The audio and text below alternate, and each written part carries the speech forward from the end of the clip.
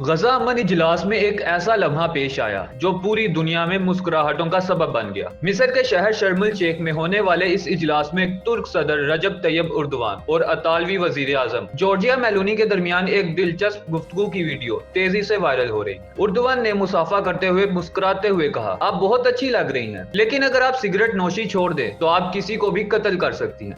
ये जुमला सुनकर इर्द गिर्द मौजूद तमाम रहनुमाओं के चेहरों पर मुस्कुराहट आ गई। अतालवी वजीर आजम ने भी खुश मिजाजी से जवाब दिया, मुझे मालूम है, लेकिन मैं किसी को कत्ल करना नहीं चाहती। वीडियो में देखा जा सकता है कि ये सारा मुकालमा फ्रांसीसी सदर एमानुएल मैक्रोन की मौजूदगी में हुआ, जो मेलोनी के जाने के बाद मुस्कुराते हुए उर्दन से बोले, ये नामुमकिन है। ये हल्का फुल्का लम्हा एक ऐसे वक्त में आया जब दुनिया भर में कशीदगी और जंग के मौज़ूआत छाए हुए हैं, और शायद इसीलिए लोगों को उर्दवान की ये बात बहुत पसंद आई। सोशल मीडिया पर लाखों सार्फिन इस वीडियो को शेयर कर रहे हैं और कह रहे हैं, दुनिया को अब ऐसे ही लीडर की जरूरत है जो मुस्कुराहट के साथ अमन की बात करें।